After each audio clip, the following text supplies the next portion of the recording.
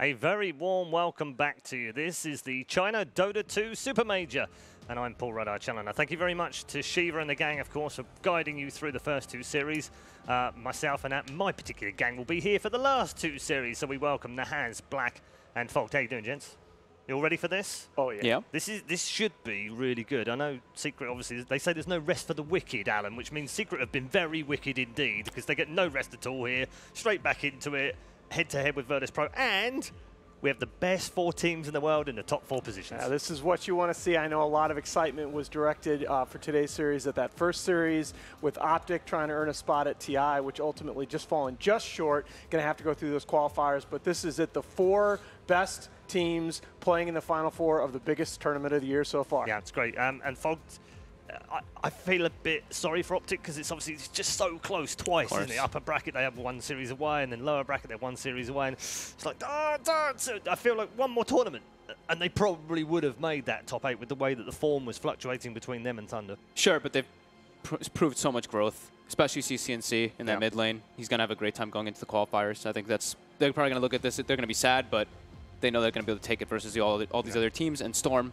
haven't really been playing that well, so they've definitely got a pretty good shot in those qualifiers. Yeah. We're all done as far as DPC are concerned. Vici, though, finished top 6 here. I know it wasn't perhaps they would want to go one more and make it into the top 4, but top 6 is okay. That's a return to form for them. Yeah, they definitely played a lot better than they used to recently, but you could see when they lost, they were still very unhappy, of course.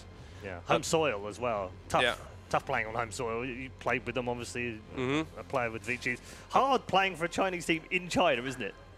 I mean, pressure. Yeah, it's very interesting because you're the only foreigner on the team. Well, Ice was too, but he was also considered Chinese. So everyone's looking at you.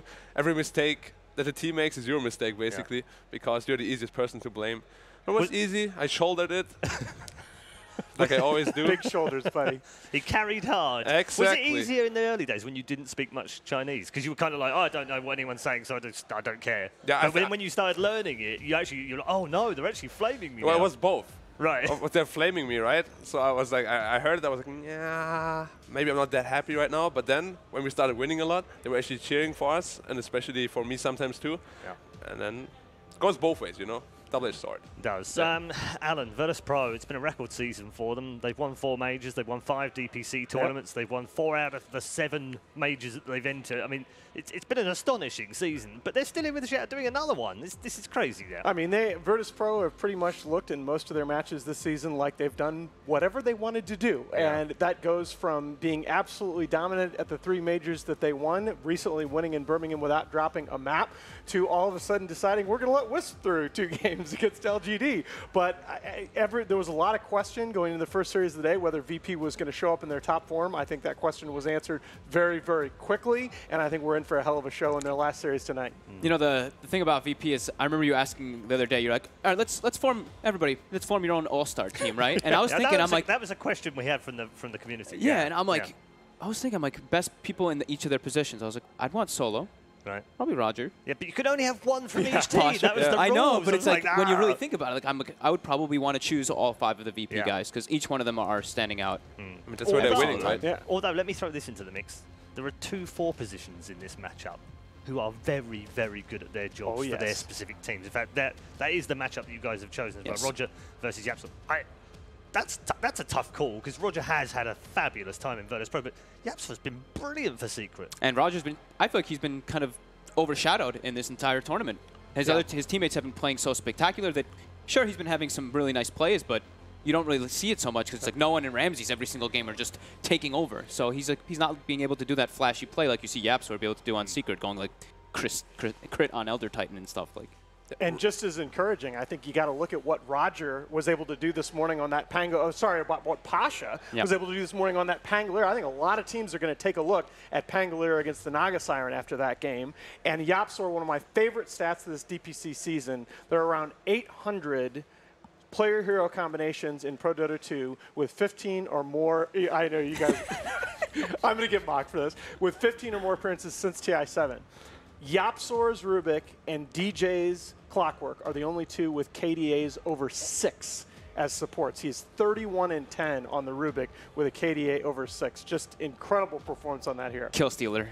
I called that before he even said it. You did. I kind of knew that the two core positions on this panel might have an issue with this stat, and they sure did. But again, he's involved in everything that Secret do really well. Yeah.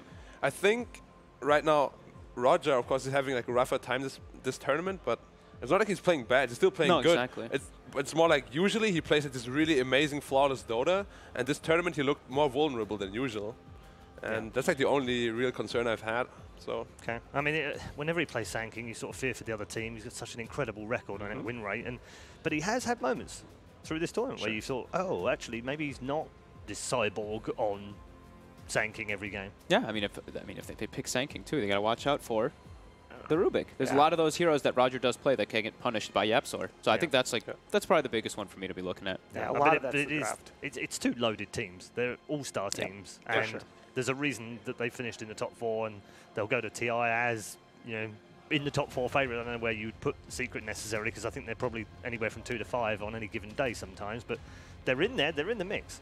It's a lot of variance for them, right? They're sometimes incredible, like, holy crap, this team is unstoppable, and other times it's just like, what the hell's going on with them? Like, they're just feeding all over the place. So how much is that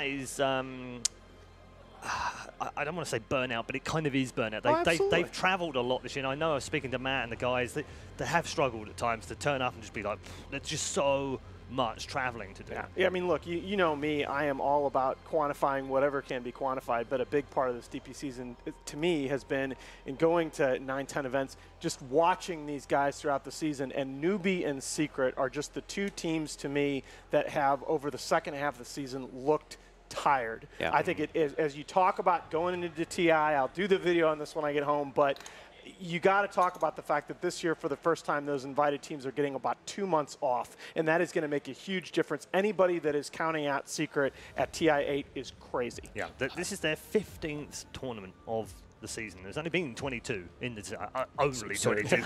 Only 15 out of 22 that they've attended. That's crazy. I've gotten a lot of time to actually, like, being at a lot of these tournaments with, like, Secret. I'm going to talk to Puppy a lot, hang out with him after the games, and he was saying, like, one of the best times they felt was when they got that, like, month break before they did, like, the DreamHack Minor and stuff. You know, they had a bit of a slump after winning all the other tournaments. They come into this one after a month break, and they looked on fire. They were just, everybody was in their zone. They were very relaxed, and that was their best play. So we'll see if this one's able to do the same thing, because it's been what? Yeah, they've been on the road for quite a while now again. So. But another thing that was really important for them, their coach Sambi tweeted it repeatedly too. Ever since they introduced those 2-week patches, they said the preparation they've been able to make was almost non-existent, because if it changes every 2 weeks, you can't, you just can't do anything about it. All three of you in just a moment, but the teams are ready, so let's introduce you to them.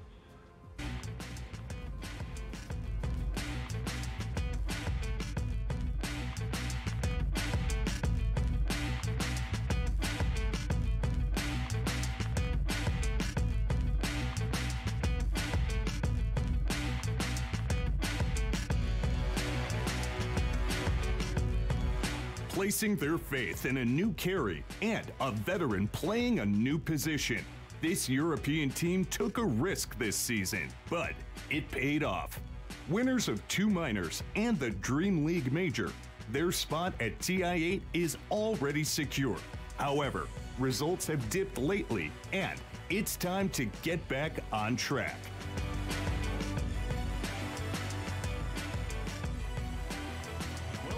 Stage, Team Secret.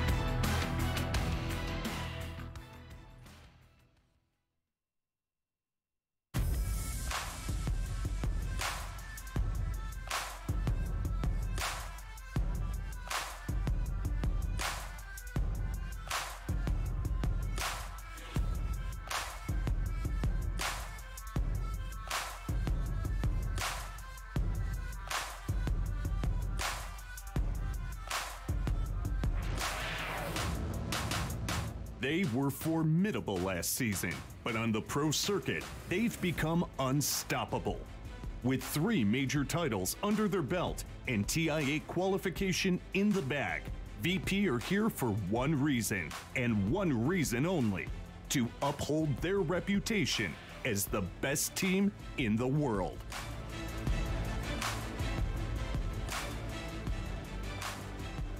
Welcome on stage, Virtus.pro!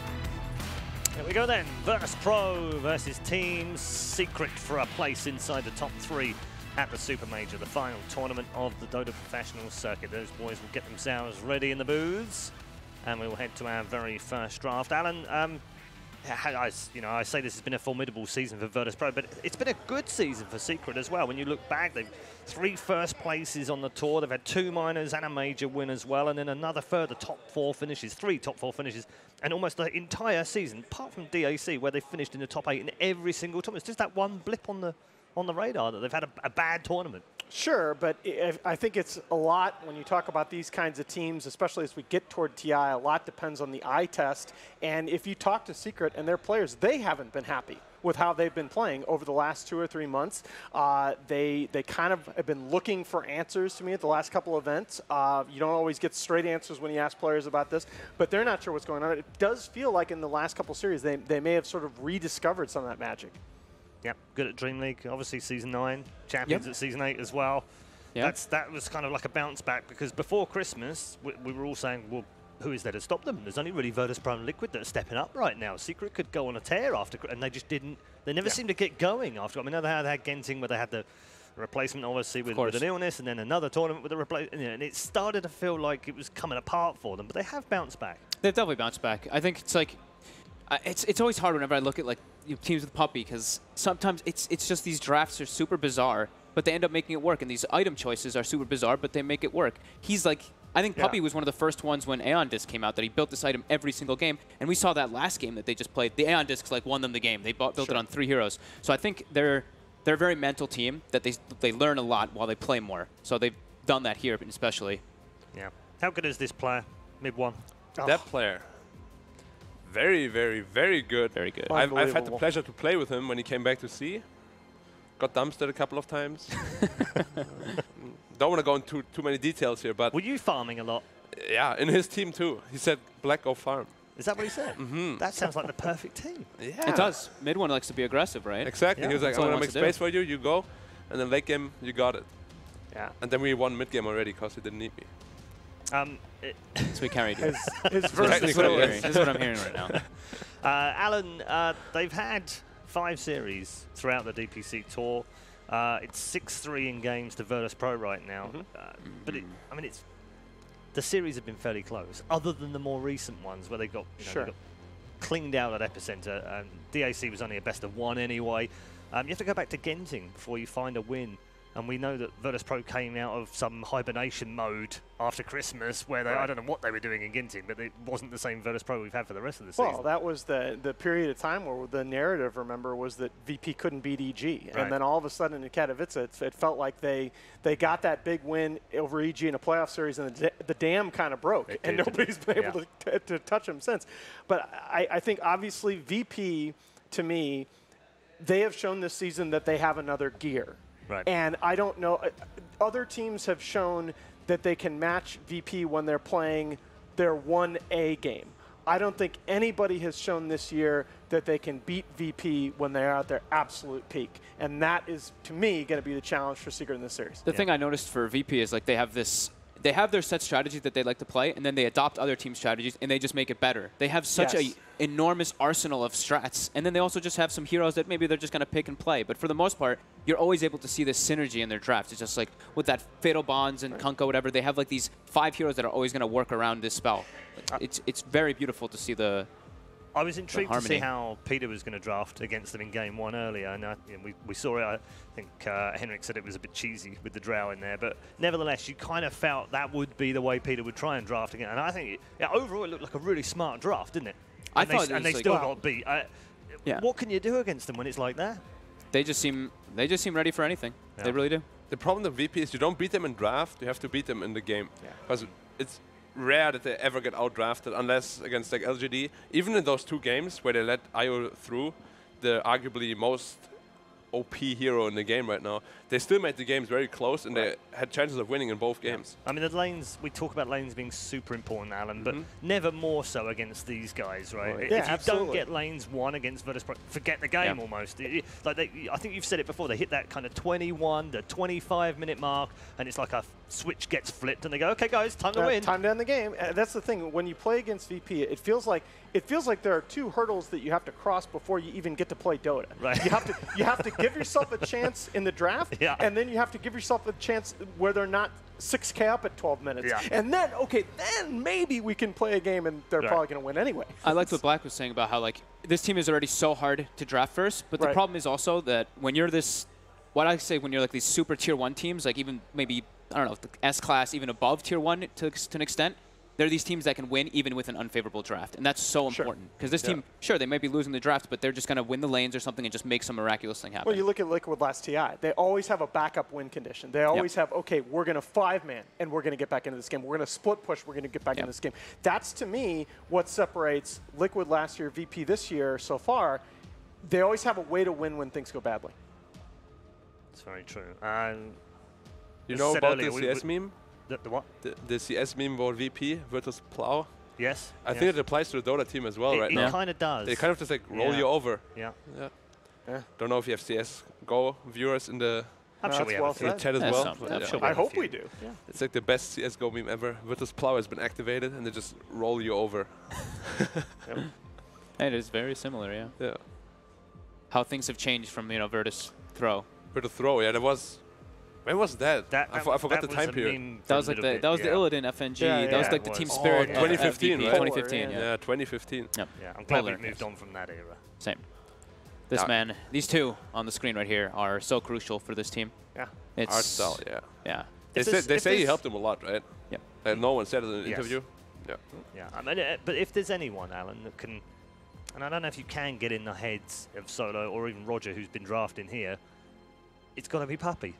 Well, I think I think at this stage it becomes less about getting in somebody's head than just making sure you have a good chance to play the game. I think I liked Puppy's open second pick of the first game of the last series with second pick that we've seen get trounced so many times this tournament. He opened Zeus and Lone Druid.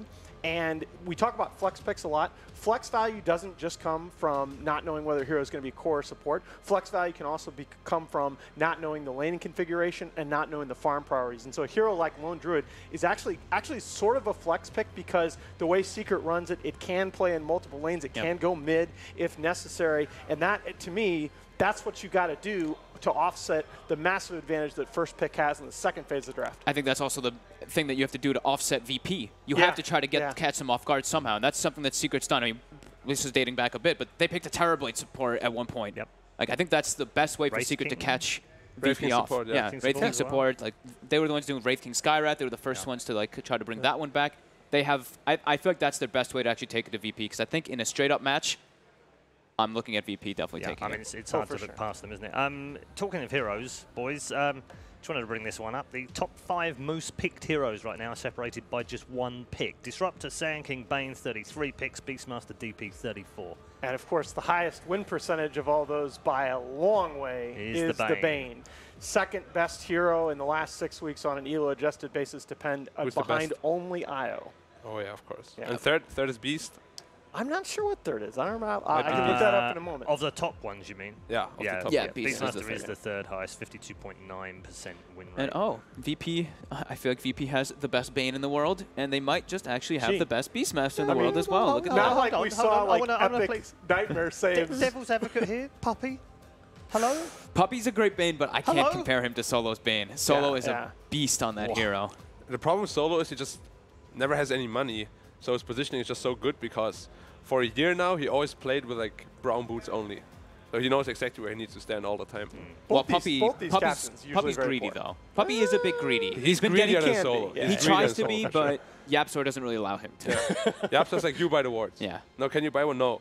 I was looking at last game. I saw YapzOr was playing Rupik, and I was like, wait, YapzOr bought 380 gold in support items? No, something's not right here. Yeah. There's like 3 wards, 1 sentry. Yeah, like, come on. He probably got the money back. He probably bought the sentries to D-ward, so he gets the money back. Actually get more money. You get more, Yeah. exactly. And then Puppy buys the sentry, give me the gold, give me the gold. 104 heroes picked to man so far in this tournament. With only the Alchemist, Bristle, Crystal Maiden, which maybe. I want to see Dark Willow, Enchantress, Magnus, Oracle, Pudge, Ricky, Shadow Shaman, which I'm surprised a little bit about, and the Ursa, which has fallen off a little bit recently as well. 2 heroes that Secret could pick. Yeah. The Bristleback and the Crystal Maiden. Oh, okay. Yeah, the they love those 2 heroes. CM for sure. What about the fat A Magnus? I think a lot of teams are just getting away from that hero completely. Yes, they are, which I'm sad about. I actually think he's one of those heroes you can always win when you're behind. Like a super comeback hero. We saw it at, what was it? It was DAC. We saw that huge Magnus pick by Ice, right? And that was their win condition. It was just like they could not, the other team could not win the game because this Magnus was that BKB piercing disable that just won the game. But then again, it's so many situations where if you're going to pick Magnus, why not pick Axe, right? I mean, you've got Call, which is similar, not that different radius from RP and on a much shorter cooldown. It just doesn't enable your core to give them it empower. empowers That's the big thing. It empowers your core so much. Yeah. It's like, for me, you always add 50% net worth on top of the carry if you have empower. Just like how valuable it is. Especially after the buff in the last couple patches. Now you have Battle Fury cleave range rather than much further. I hated that when you had Battle Fury as well as a Magnus. It's like so awkward. You don't cleave properly. Oh, you were buying Battle Fury on top of Empower, huh? Sometimes. Who do you think you're talking to, Fogged? Are you actually surprised by that? Can I introduce you to my favorite farmer? Yeah. Farmer Yeah, Black. I played with him a long time ago. Oh, I know these things. Indeed. I would build like Midas and travel. Midas travel. Midas with the travel. You did the Merlini. You actually did the Merlini like every game. Oh yes. Oh yes. And Is then that a like thing there? Is that doing a Merlini? He's the bots Midas guy. Okay. He was the bots Midas guy for a while. even on Tinker. Even on Tinker. Okay.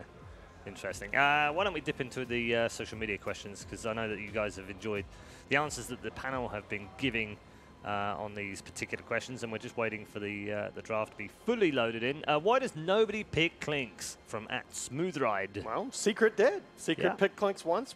Ace went 10-0 and 12 on it against the Final Tribe. But yeah, I think Clinks is just a hero that teams are still trying out. Again, after the recent changes, Strafe, some of the more recent buffs, a lot of teams just kind of still testing it out in scrims. How do you know that? Is it still very specific? How do you know they're trying it out? That is pure speculation. Yeah, I do not talk about scrim results. I feel like right now the hero is completely underused. I actually think I agree. I played with it a lot and against it a lot. The hero puts on so much like invisible pressure on you. As soon as he's off map, everyone is afraid. But that's I mean, I agree in pubs, right? But in a real game, you're course, single target. Yeah. You're so ulti reliant. I don't know. It's like this hero that you can't you can't flash farm. You have to to flash farm from kills, and from objectives. snowballing and objectives and taking buildings and whatnot. And it feels really difficult. It's tough because when you look at the timing of games right now, and when games are being won to 20 to 25 minute BKB timings, you do have that period where Clinks is really hurt by that period between like 12 and 20 minutes where kills still aren't worth much and Clinks can't farm like other carries. But he's very good against these BKB heroes. Yes. It's true. It's true. He completely destroys like BKB Gyro, whatever. They run into the fight, they actually just die in like 2 seconds. You know what does counter him though? Aeon Disc. Yes. Because you strafe, your ideal concept with this Clinks is you strafe and you kill somebody or 2 heroes out of the fight instantly. Aeon Disc pops and your strafe is gone and you are not really that strong of a hero anymore in the fight. No more Diffusal Blade, only Nullifier is good against it. Yep, you need to get to that later stage and then you're a Clinks in the later stages, which is not really the ideal. What I want to see though, maybe Quap versus no one Clings or something like that. Because Clings completely destroys the KOP on lane. And nobody has counterpicked it yet. That's actually pretty cool. You can cool. dodge the Shadow Strike with Strafe, and you're completely immune to him. I want to see that counter. Whoever's looking, coaches. How much Queen of Pain have we been having though? Like 1. Not too much. I think Unfortunately. I think I saw 1 from Somnus, and that's it. You know, Queen's been, her stats have been god-awful for a long time. She's just a hero that dies once. It's a true snowball. It's like a snowball hero. It's like a Bloodseeker, but worse. Well, it's a hero that just it can't really dominate its lane as much, it feels like, anymore. And it doesn't hit buildings, right? Until late game. And kills are just not that worth that much before 25, 30 minutes anymore. Yeah, it's 1 out of 5 at the tournament, at the Supermajor Queen of Pain, that is. That man on your screen is better than 1 in 5 right now because he finds himself in the lower bracket final against Virtus.pro. He's also got some headset issues, but those have been changed. Hopefully we can get into the draft very shortly. In the meantime, let's take another question from our community questions.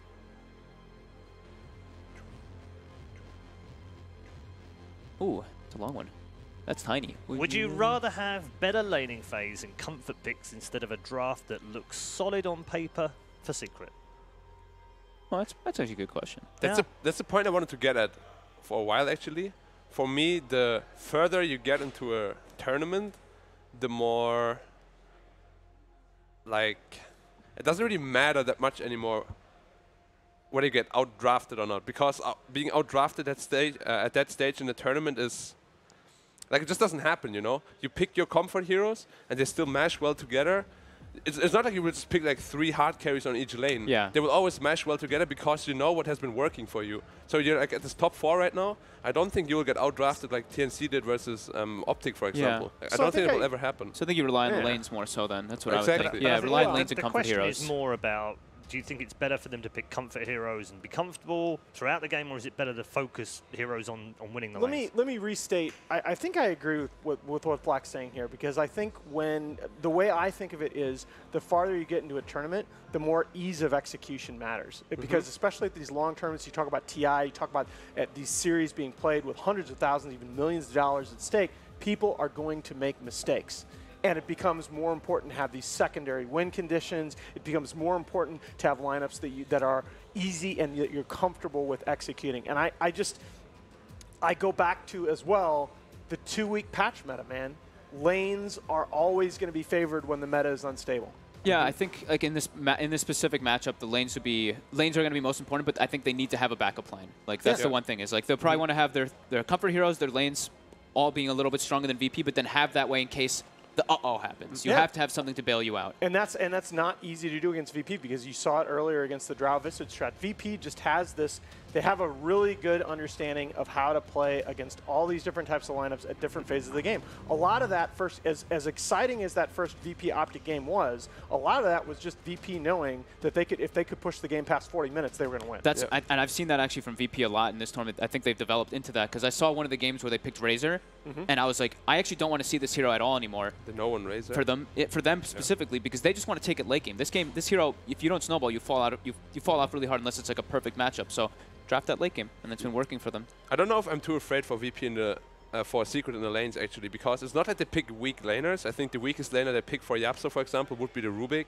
He plays like ET, Chen. I mean, Puppy can play Chen. They have a lot of very strong laning support, so I think they can match VP in the lanes most of the time.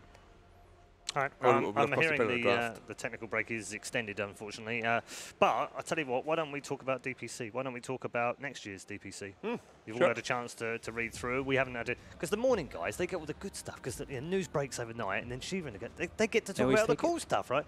So how about we talk about it? Alan, what are your initial thoughts? My initial thoughts is that I like a lot of the ideas behind it. I have a couple of major concerns.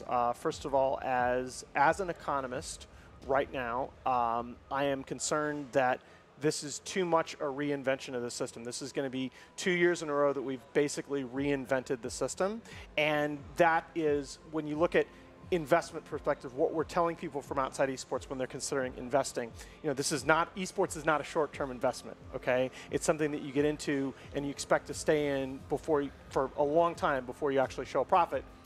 I'm worried that that's going to deter some of that investment.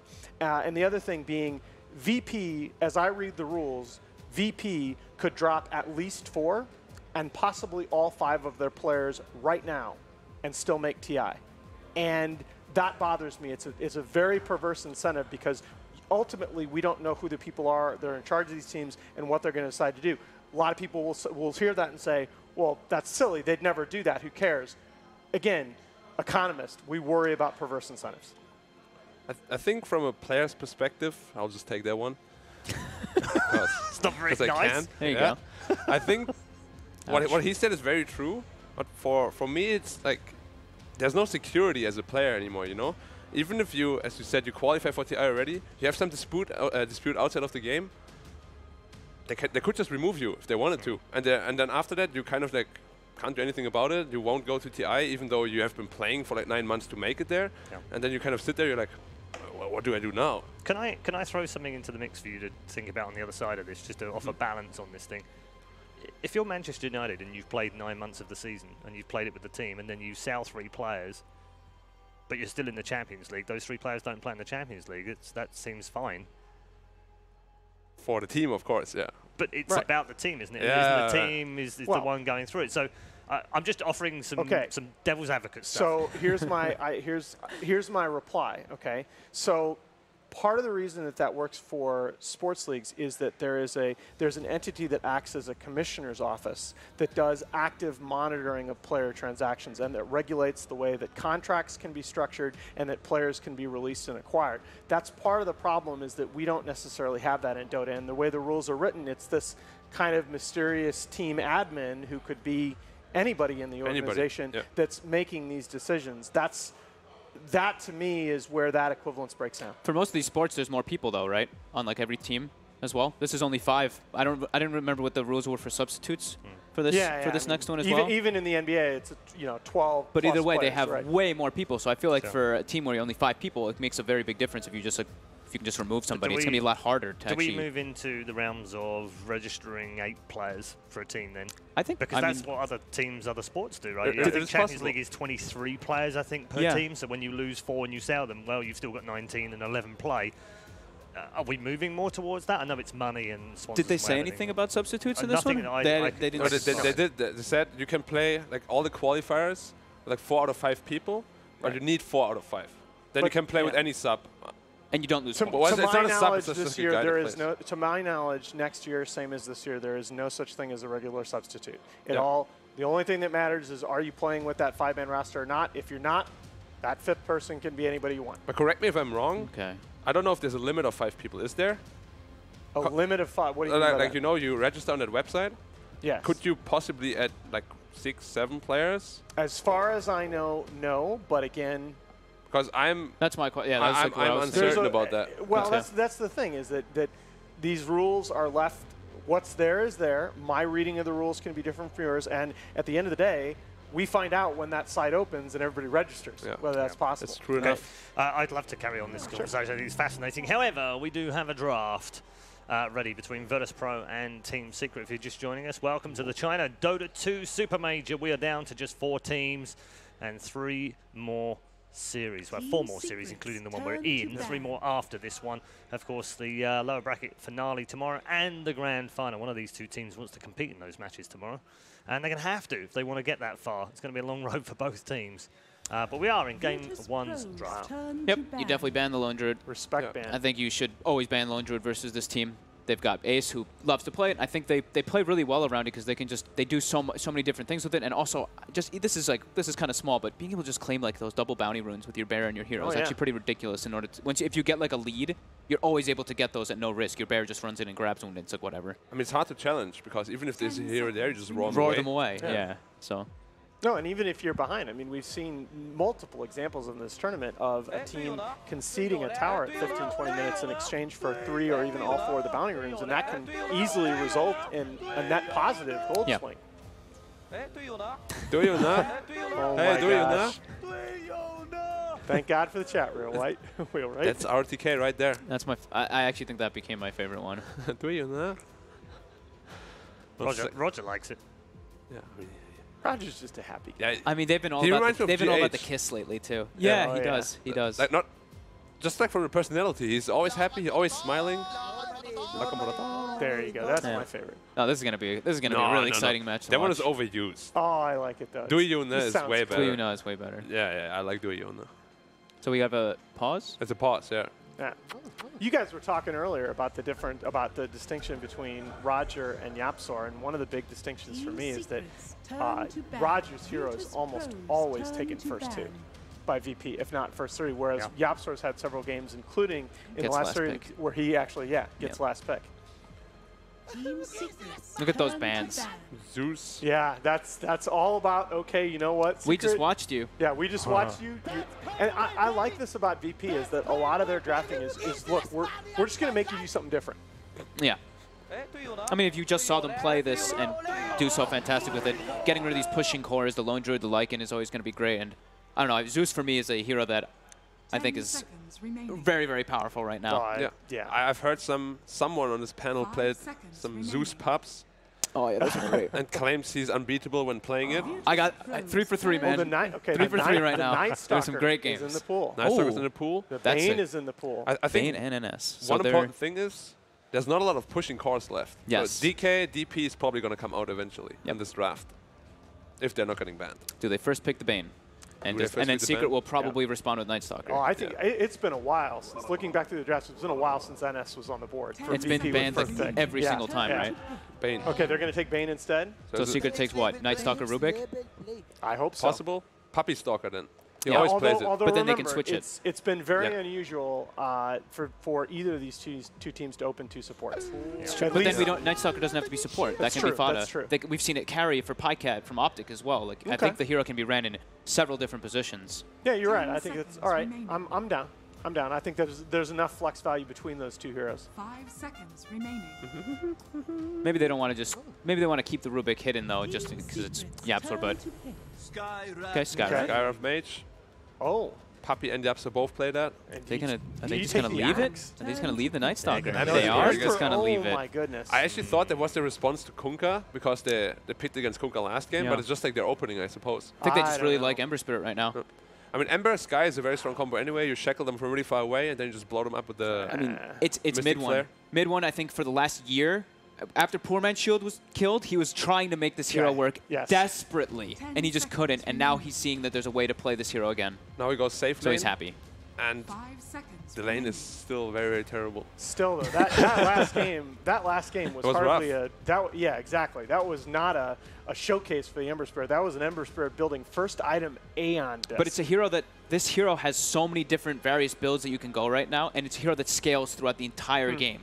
You can even go to late game, and you can do this explosive magic damage build. You can go for the physical build, which doesn't work so much because Maelstrom's so good right now. But To be fair, last game, even though he had Aeon disc first, in a lot of those team fights, he actually dealt the second most damage in his team, just behind the Lycan, I believe. they take the Night Stalker. Yeah. Not surprised. It's a bit scary. Versus I don't Ember know is, that Ember you is can very give afraid. VP. Ember is very afraid. Yeah. You gotta It'll be quick. go for the Yules. I mean, both of these heroes are a threat to both of the heroes on the secret side. Isn't he just going to build Aeon Disc first item again? If he goes 0-4. Right? Like I think it could be a chance versus Bane and as well as Night It's a Stalker. the thing 4K is- item though. They just did it. But the way that they use it, they're going to have this, right? They're going to have this Skyrath farming. This is going to be Yapsor probably playing it. He's going to be getting a lot of items. They're going to be playing around just Searing Chain somebody for 3 seconds in a fight once he gets that 15 talent and just kill them inside a Skyrath ulti. But the problem is, if you go Aeon disc first against the Night Stalker, his silence is like, what, 12 seconds cooldown? Yeah. So after it pops, It's you true. are very, very afraid. So I definitely want to see the Yules on him. Okay, yeah. So I like that. with the Axe and the Beastmaster already off the board, what's going to be the Fata lane combination to go with the Skyrath? They have run Skyrath Underlord. We just spoke This about tournament. it. Magnus. Not a thing? You don't seem I impressed? don't know. If there's a team that's going to pick it. I don't think it puts as much pressure. It doesn't. Well, then again, Shockwave plus Shockwave hurts. Bolt. They've also run Can Skyrath pressure- Brewmaster. Brewmaster is good. 10 seconds. I don't like it against a lot of silences, though. If you ever get silenced in a team fight, you are scared. 5 seconds remaining. And I mean, it can work. I just want to see Magnus. Like a 4-man RP with some good sleight of fist. Ching, ching, ching. Hello there. We're not going to see a Brood. Secret decided that they don't want any of that kind of shenanigans going on in this game. Yeah, the Ramses Brew is very scary. It's the best brood. Probably the best brew in the Easily, tournament right now. Easily, Yeah. in the world. I would say Matumba for a while, but Ramses took him over, I believe. Team secrets. Doom. Turn to That's the other Brainer. one. Doom Skyrath. The is the pressure last one. dude. They Yeah. literally just take out all the pressure heroes for the Skyrath to dual lane with. Neither team has any objective takers right now at all. They can't do Roche, they can't do any towers. They just have 4 killers. We saw this coming though, right? When we Yeah. saw Beastmaster ban, Lone Druid ban, Lycan's ban, objectives are going to be really hard to take.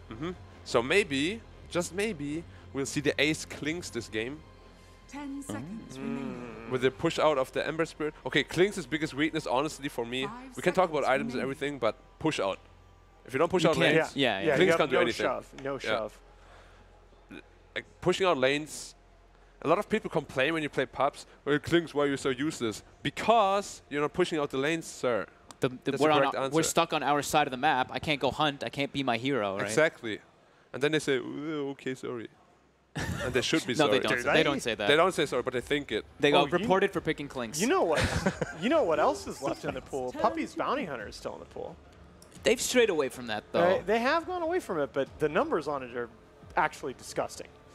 Been to Bane Night Stalker though. Yeah. Right, like yeah. these two powerhouse heroes in the laning phase. Yeah, you're gonna Yeah. have to be able to fight. Night Yeah. Stalker, I think, not like- like him.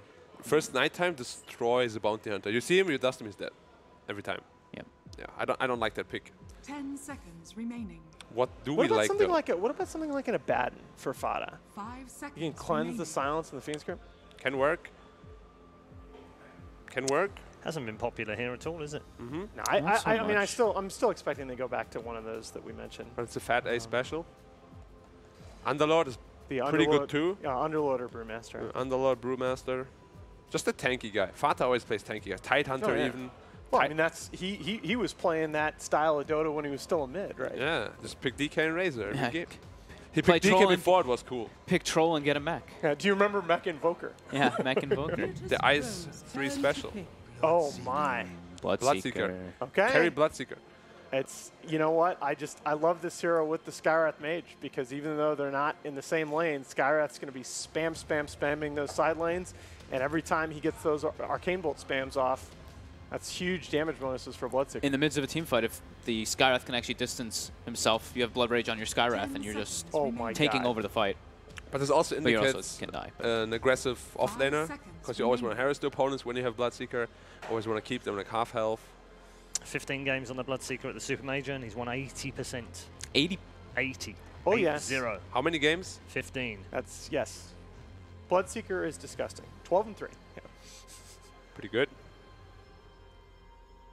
I still think a lot of people don't know how to play against it properly, though.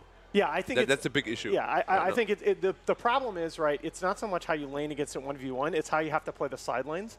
Like the metas over the last 2 or 3 months in the side lanes has developed into this, you know, where both the supports are just running at each other constantly, and every time you do that now, you're feeding the Bloodseeker damage in his lane. Yeah. It's not only that, though. Do you remember the Bloodseeker like patch where everyone just first picked Bloodseeker for a Yes. very long time?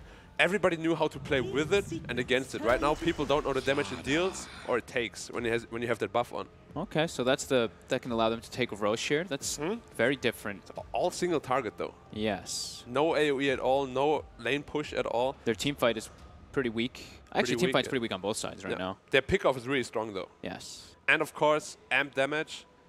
Well, used to be really good against Bloodseeker, So- but now he gets a plate mail level 10. Are they going to get like Lifestealer potentially last? Or for a fourth pick for a VP? Possible. But Right, then, looks good versus Ember and Sky. then no one needs to be on a very strong lane shove hero. Yes. Or there won't be any opportunities. What are you looking for? A secret. So they got 2 cores already. You could have a Jakiro here. Yeah. They could, but they don't want to save off them for last, right? Usually they take Gap Source Hero last or mid ones. Yeah. But mid Yeah, ones they- is already they- He's shown. already shown. What Yeah. about They what need about their Dying? 5. Yeah, Undying looks really Right. good. It But gives again, them, it it's lets them just have they like win team fights then. But then it's a little Undying awkward. Skyrath? A little 5 awkward. position Skyrath? It's quite good though with the No, Bloodseeker, the dude right? plays 5 Undying. 5 Undying. Oh, of Winter course. Wyvern. Oh, wow. Didn't expect that. So there is Okay. the offlane last Yeah, pick. So course what's, it's so what's the fine. theory behind that? Well, What does that it's do? good Counteracts against the the Slaughter. corrosive haze, yeah. I think they're expecting a lifestealer actually, and Winter Wyvern completely shuts the combo down, so they cannot. They can go for the lifestealer, but it's not. Yep. I wouldn't advise I it. agree. Yeah, that's I think that's exactly why. Interesting. 10 seconds Honestly, it just kind of counters the hero 1-to-1, right?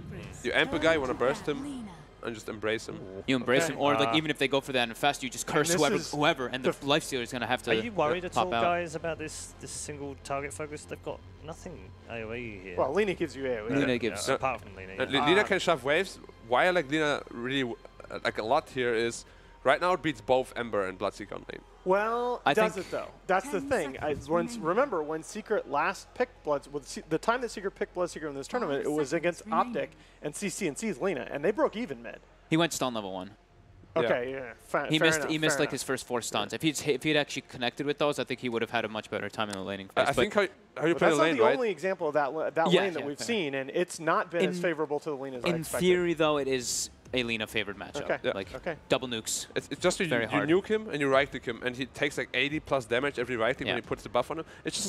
It's possible to play, but you can't make any mistakes as Bloodseeker. Right. Do you think that the Wyvern Skywrath spam, because they're going to have the spam from the Wyvern and the spam from the Skywrath to give that thirst for the Bloodseeker, might be able to actually deal with it? But I'm actually kind of surprised they banned the Spectre. I think this, even with the Winter Wyvern on board, I still think this is a pretty disgusting lifestealer game.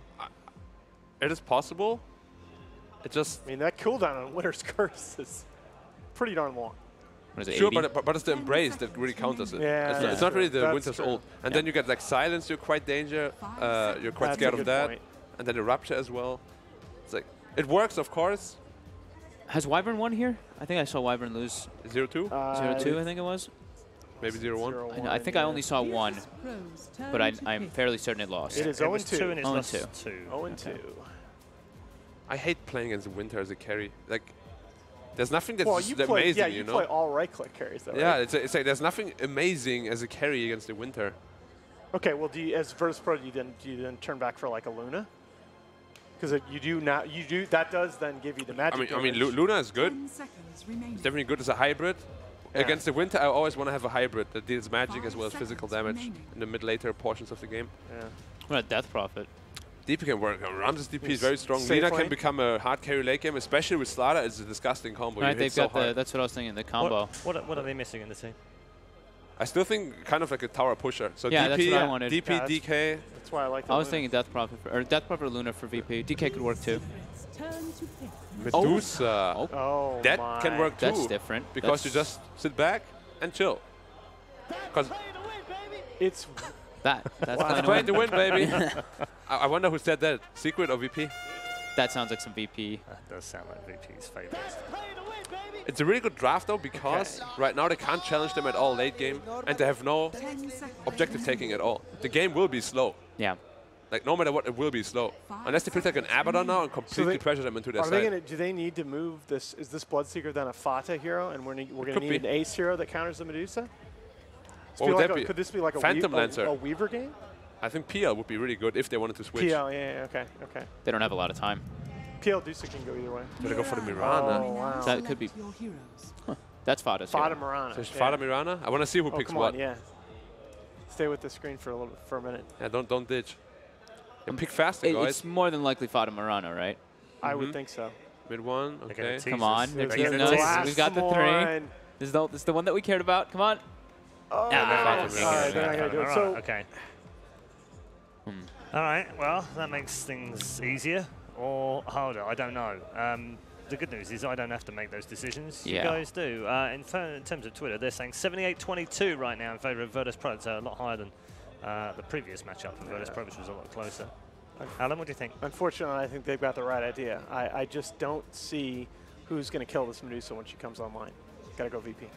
Okay. Yeah, my problem is that they have like no really aggro moves. They can get kills, but no objectives right after. And that's when Medusa is really one of the strongest heroes in the game. So I gotta go with VP as well. Yeah, I was going to say I think if VP can stall this one out, they can win this one with this Medusa. I think Secret, they pretty much have to snowball off of kills. And like you said, So no objective takers. I think it's going to be tough for them to take down this Medusa. So, yep, VP You as know well. what happens late game, right?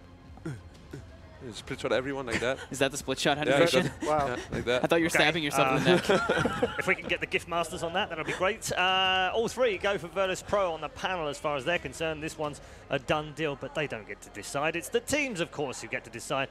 Let's head into the arena with your commentary team for game number 1. It's Cap and Gods.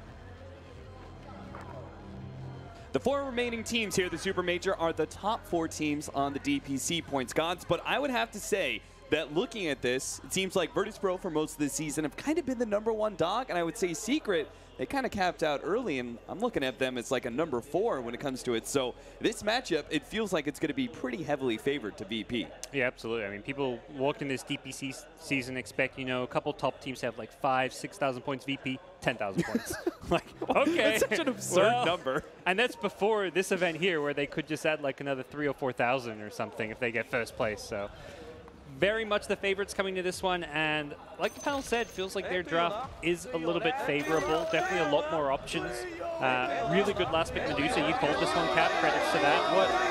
What are you liking about Medusa here? Wait out the chat wheel. Yeah. All right, now we can have a discussion. I love the Medusa because I think it beats both the matchups of the Ember Spirit as well as the Bloodseeker. And I think you had the option to be able to run the lanes against that as well. I think I've seen Dusa versus Bloodseeker, and it feels okay. Lina versus Ember Spirit or Bloodseeker would obviously be much better for the laning phase. And I think if you're VP, you already felt pretty comfortable with where your draft was at laning phase-wise, and you just needed a core that would outscale the rest of Secret. And I think that's why Secret banned away the Spectre, right? Is that that would be the big threat. Secret don't actually have the heroes to end the game very quickly. We've seen most of VP's games and drafts go late game and always scale well. Like the series against LGD, I think they kind of fell off that a little bit. Also, they were against Anayo, but we saw them have these good early starts, but they didn't have the strong late game to fall back on. And since that series, they've gone back to much more late game oriented play. I think maybe in their head they thought they would be okay. Remember, they had the OD in the second game, and it just seemed like the Wisp was still too strong paired up with whoever it is. It also means it's one of the better safe laners at dealing with laning phase pressure, and we're going to see that here. The Mirana Sky is going to be matched into the Dusa lane. Up at top mid lane, we're going to see No One's Lina face up against mid one's Ember Spirit, and in the safe lane, the Winter Wyvern and Bloodseeker paired up against the Pasha Slardar and the Solo Bane. So if you're expecting a core Night Stalker, that is not the case. It's been core Slardars of late. Yeah. Interesting little setup here. We see Puppy with the Orb of Venom first. He's going for that heavy harass to try and just support Ace. Anytime you can get people as low as possible, Bloodseeker's going to be looking pretty good. So same thing with Vata and Yapsa on their off lane. They know they've got this safe lane Bloodseeker. That lane's just going to be enabled by more and more harass happening in those other two lanes because of the Blood there. All the more important to have healing salves early. See, Ramsey's actually going to have like a good 50 damage taken away from his. Does not have the Mana Shield yet, as he opted for the Mystic Snakes, so he is really feeling the pressure of that early level 1. Tough lane for Medusa. Definitely one of her weak spots is the lane stage, often laned in mid so you can get those early levels because she gets tanky with levels. Points in Mystic Snake and Mana Shield are much needed, but safe lane in a dual lane, a little bit tougher to get what you want as a Medusa. Okay, so our panel said, look, this is going to be a hard game for Secret. Here's the way they can win. And they identified, look, you need to be able to have a draft that gives you a decent shot at being able to beat VP. And you also have to have strong lanes. You can't just get rolled over by the Virtus.pro in the first 10 minutes. It's looking like the laning phase is pretty good. Are we good with the draft as well? Do you think Secret actually gave themselves a winning chance here? I think we'll be truly tested like around that 10 to 20 minute stage when Secret are going to feel pressured to make moves because they will not be able to scale late game against the Dusalina. Harass down bottom, they're getting low. This is where you need to pop those salves against Bloodseeker. And the hard part for Secret is their initiation is really just the Ember Spirit. So your one initiator is in core role. It's going to be a lot of pressure on mid one to have a good game. You can see the threat there. Being able to have a mid lane. Mid one. That's a healing salve. That does not feel good, even though you live. Yeah. He won't give away the first blood, but he's going to have to go back to base anyway. The Enfeeble placed onto Ace is allowing them to actually do a lot of battle here. If they can get a couple more shots in, plus a Brain Sap, it's not going to be enough. Meanwhile, Fada actually goes for the dive in the top lane, managed to get the first blood there. Back over the bottom lane, they do manage to land the stun to finish off the Winter Wyvern, but Ace managed to get a healing salve off and is thinking about going for the kill onto Solo, but can't quite get them low enough. The Bane is just a bit too tanky and a little bit too hard to fight with that level 2 pickup of Enfeeble. Yeah.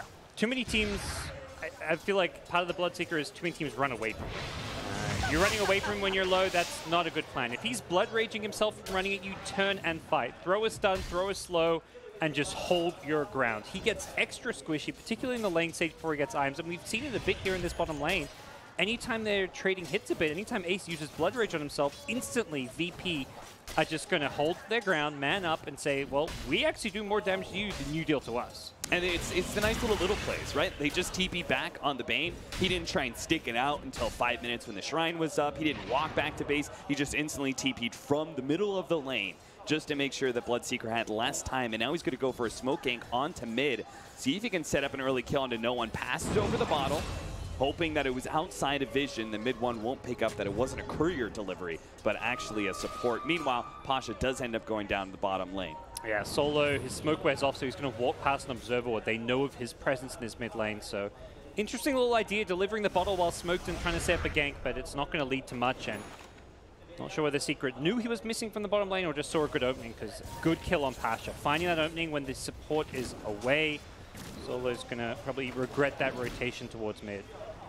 This last pick, Mirana, seems to be faring pretty well. 18-10 right now, CS, ahead of the Dusa at 17-3. The double-ranged off lane feels like quite the pain to deal with. And sure enough, our Dusa suffered a lot in that first level and seems to be performing a little bit under par for CS as well. Yeah, already double blades plus Aquila on Mirana is so much right-click damage. That's going to make it incredibly difficult for Medusa to get last hits, except with Mystic's Name. The Bounty Rune is picked up by Solo, but Solo's going to be in serious trouble here. Ace does still have the Enfeeble off, but with such low HP heroes, he still has the damage to be able to bring him down. It's going for Pasha next. Pasha did have a stun, so he will be okay. That 5-minute shrine is up, but still, they won the Bounty Rune, the other one for Puppey, and they won the battle. Now, Puppey is going to drop a bit low. Bane. Solo is not trying to cut him off. It's just going to be Pasha trying to run him down. The Blood Right goes out. Puppey huddled in a corner here. They're going to try and sandwich him in. Pasha goes for the sprint, hits the stun, finishes off the Winter Wyvern, and they can do some damage onto Ace as well. Mid lane, Midwatch dropping low, does have level 1 Flame Guard that'll dodge a bit of damage, but it's mostly physical coming at him. The last nuke from no one overwhelms the Flame Guard. They pick up that kill, and now they can go for the dive on the Absol as well. Roger may be a bit low underneath the tower. They do have the Winter Wyvern TPing in, so VP give up on that dive, but Ace, he's made his way over here with a slow, and the Blood Right nuke, they're going to be able to easily take down this Lina. Ace goes on a killing spree, but it does force him to rotate out of his lane. Yeah, it was pretty calculated from VP initially, knowing that those TPs are going to come in slowly. Puppey's TP very slow. What they did not calculate is that Ace was already nearby. Because he got low, he was at the shrine area, so he wasn't in the bottom lane. A rotation like that, you just don't expect. You expect if Ace wants to go there, he's going to have to TP in, and not the case. And yeah, really nice solo kill from Fata. He is crushing it up top. Speaking of crushing, Pasha, he hits the crush onto Ace after the Nightmare setup. Going to try and get in front of him here. Now that the sprint is worn out, he can go for the body block, but Ace just goes the other direction. Solo is going to get him pretty close to low. Pasha has a sprint up, and he has a crush as well. Ace is just not going to be able to juke this one out. He stays in vision, and together they bring down the Bloodseeker next to his tier 1 tower. Ramses has given up on that lane, apparently. He's now going to be occupying bottom, wants to stay away from that Mirana now.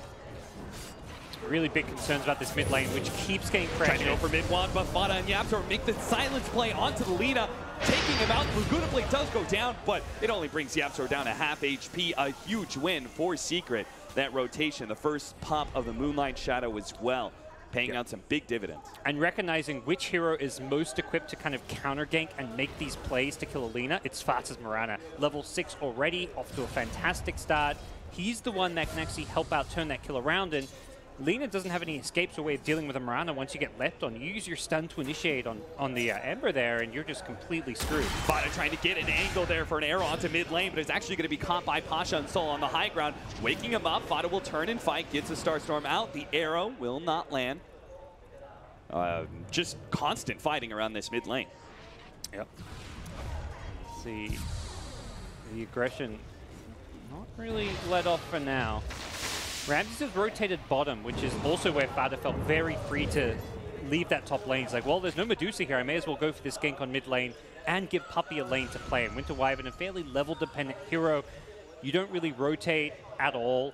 You have no real ganking potential. Definitely one of the more farm-dependent fives, partly why we don't see the hero all too much. And the movement from Fata helping enable Puppey to get to where he wants to be as a support. Enables mid one as well, right? The matchup was already going to be a little bit unfavorable for him. You could see the CS is there's a very wide difference between the Lina as well as the Bloodseeker.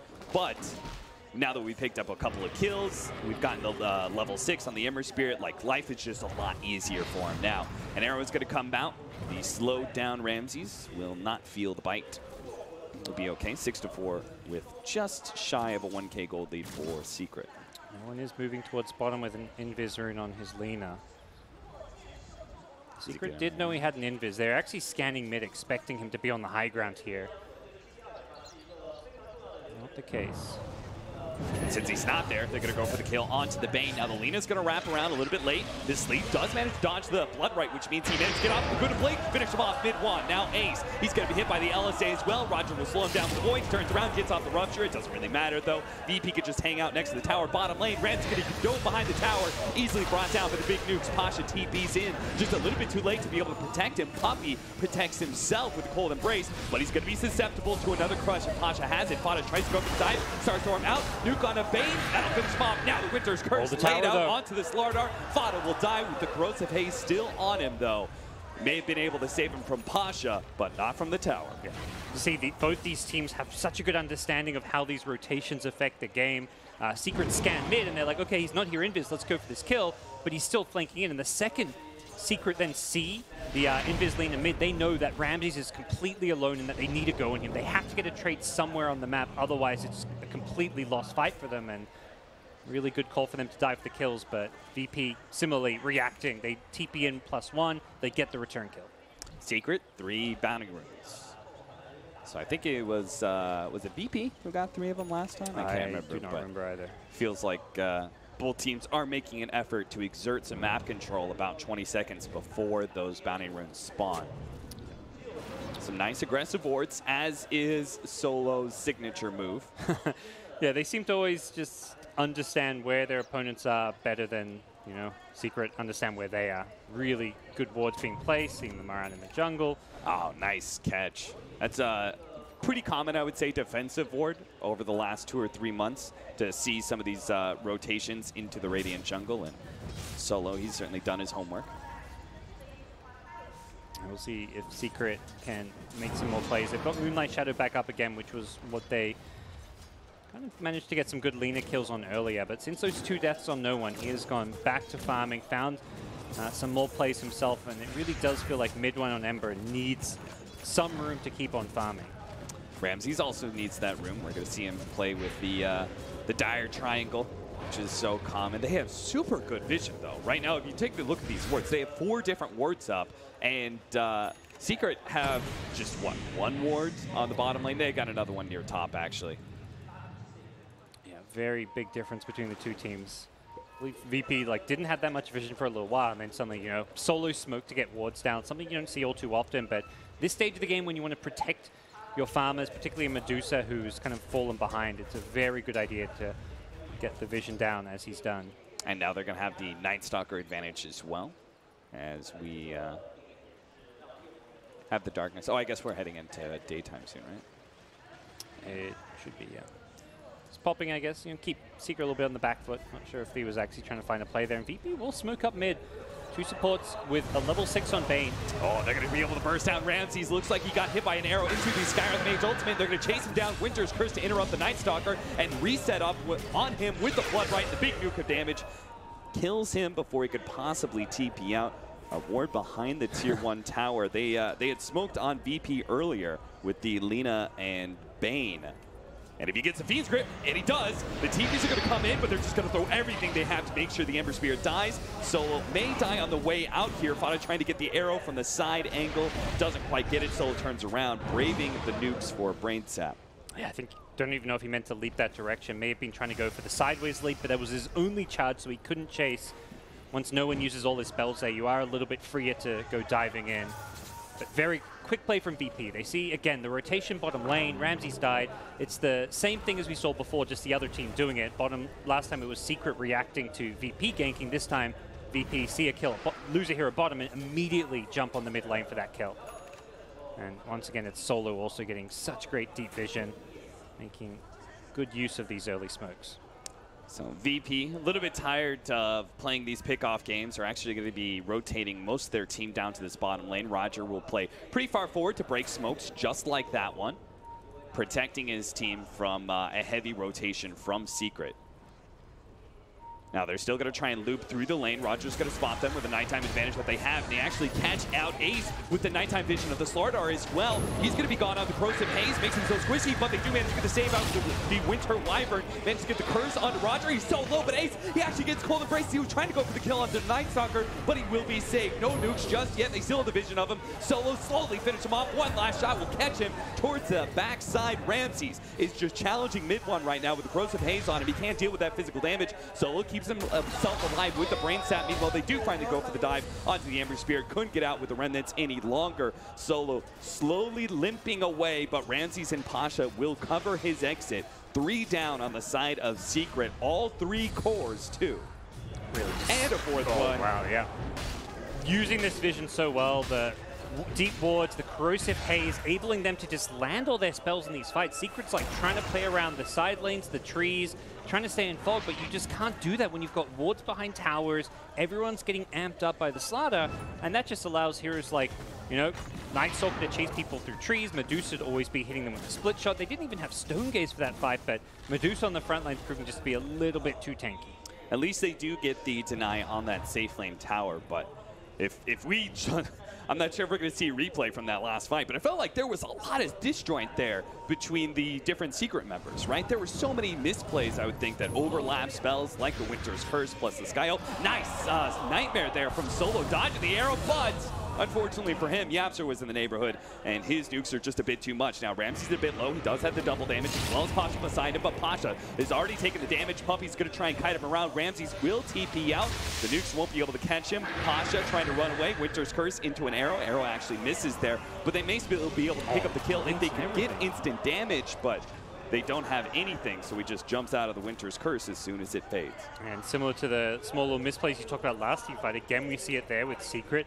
Not everyone on the same page about who's using what spells at what time, because that should be a straightforward Winter's Curse into arrow setup, but both Puppy and Fata use their spells at the same time, and the end result is the arrow misses, the Winter's Curse doesn't get the kill, and see here Secret finally addressing this big vision problem that VP has. Roger, are you fast enough to be able to catch this courier? He flies into the base, but he's not faster than him. He's going to have to counter TP, but Mirana might be able to land at the arrow. No, the animation is just slightly too long. Ooh. I guess it was a good little trap. Somehow he knew that the shield had already been popped on the courier, but just didn't quite have a fast enough Night Stalker, I guess. Oh, I love this ward from Soul. He just rewards the exact same spot that's dewarded. This is something I don't think enough supports do, because even if they put the sentry right where that ward is, you no longer get the ground vision for it. So it's very rare that teams will like recheck a spot they just dewarded 20 seconds later. Yapzer's been doing his homework as well. Managed to catch the ward behind the tier 1. I have not seen Solo do this double ward play all that often though, so I don't think this ward will get dewarded anytime soon. It gets pinged. I think that looked like Pasha, Roger pinging it out though. Pasha did get spotted, I believe, in this top lane. Mid one cut down one of the trees. And I think he opened up that area enough to spot that Pasha TP'd in. So he's going to play pretty far down south here, away from that potential initiation. He's playing definitely a game where vision has proven to be key so far. Radiant Observer, Sentry Trap, scouting out, no one moving around on a Shadow Blade. If he can find some pickoffs with this, then you're looking at VP taking control, but so far Secret's done a pretty decent job of not letting him get too out of control.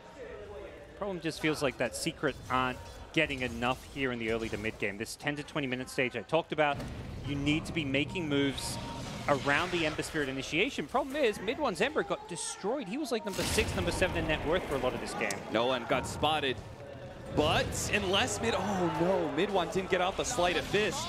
He hit Chains first. He knew there was just a small little window. The Fire Remnant took too long to come in, and perhaps tried to slide a fist earlier during the Fire Remnant animation. Moonlight Shadow, they back out of vision and push forward. Now there is that Dire Sentry there, so they will have some idea. And Ramses immediately starts backing out. Seeing that Ember Spirit is enough information to know that they're probably heading up to that top lane, trying to gank the Dusa once again. Yeah. They even pinged. It looked like Puppy coming out of Invis to plant the ward may have been slightly spotted there, so VP not interested in playing around the top lane for now. They're farming their jungle, they're pushing mid lane. They expect Secret to be up top with 3 or 4 heroes. I think this is the perfect response, right? Like, you know they headed up to the top lane. You immediately put pressure on mid. Yes. And it's very hard for Secret to double back and protect this tower now. So if they trade out tier 1s, especially this mid tower, it seems to be all important.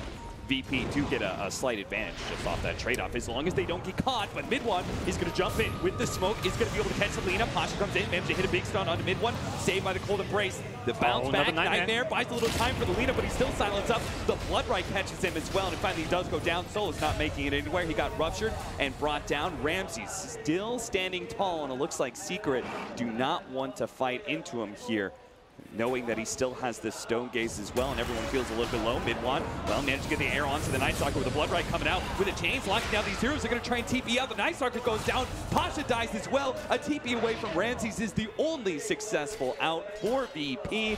They got cocky. They tried to take a 3 versus 5 next to a, or 3 versus 4 rather, next to a tier 2 tower, and completely lost that engagement. Absolutely, and that was such a good fast move from Secret from top to mid. The tier 1 trade was not favorable for them, and I think partly because Secret recognizing, hey, we're in the worst end of this one. We got to go make something happen here. Ember mid one probably finally telling the team, all right, I'm gonna go initiate, because he is the one who has to start these fights, and he did such a good job just charging in, tanking these spells, and still being kept alive. And Fada holding onto his arrow, waiting for the Yule Scepter. Yes. He knows that no one's going to use that, so he actually cancels the animation and preps it for the instant stun. Bottom lane, we do manage to catch Fada. Looks like they just went Shadowblade LSA kill onto the Mirana. That's going to happen quite a bit. I didn't see who it was, but someone also canceled the Fiend script, because Solo did like the perfect job. He did the Nightmare save into a grip on the Mirana. Mirana was about to kill Lina with the Starstorm, used the grip, kept him alive, but then insta-cancel. Right into each other. Puppey, he just got the Winter's Curse, but he already separated, so the Bloodright is going to come out. Solo brain saps the neutral creep just to give himself some extra HP before he gets silenced. Pasha now thinking about blinking forward and going for the stun. Mid one instantly chains him, so no stun yet. Roger will not go up that high ground, and Winter's Curse actually placed out onto the Slardar. He's dangerously low here with the Splinter Blast coming in. Pasha, an extra nuke for the concussive shot as well, but they don't have the reach to be able to finish him off. He does have a salve he's going to pop. They may want to re-engage here. Something VP does quite a lot is just buy this extra sustain, carry it around with you so you can just disengage and then re-engage right afterwards. Doesn't feel like they can do so top. VP just feel to be playing a bit too fast-paced. They're the lineup who has the Medusa.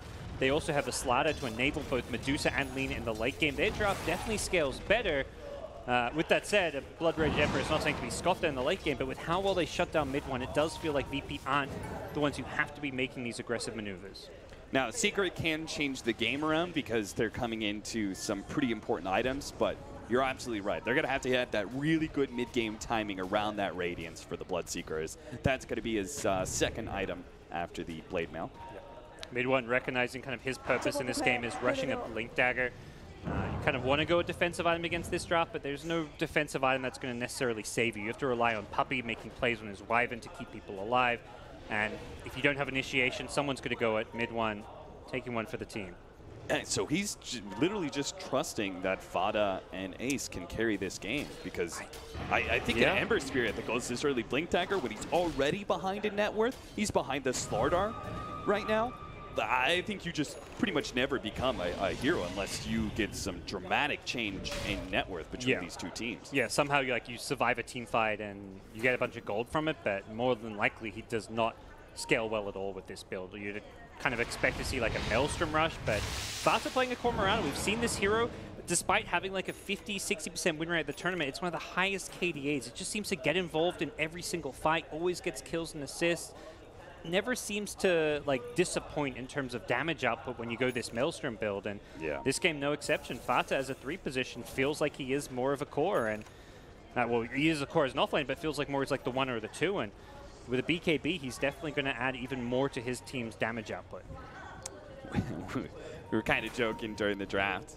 We do have that level 20 talent for the Mirana, plus 25 mana break, which will give him, I guess, a small little advantage against the Mirana. Checks out the pit with the arrow, just to make sure VP hadn't snuck in there with smoke or something. Probably one of the worst level 20 talents in the game, if you're listing Ice Frog. Yeah.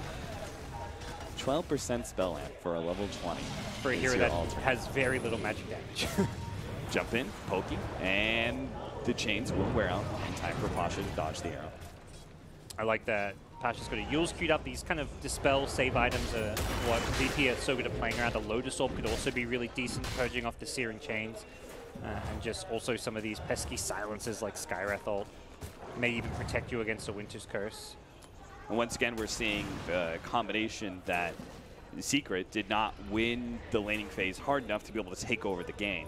And so they don't have great objective takers, so VP are just getting free towers at times. Deny from Pasha in that mid-tier 1 tower. They Moonlight Shadow up now already. Managed to get the silence, but a Winter's Curse will allow mid-1 to be able to disengage. Medusa pushing forward. They still managed to catch him. Pasha got the blink stun.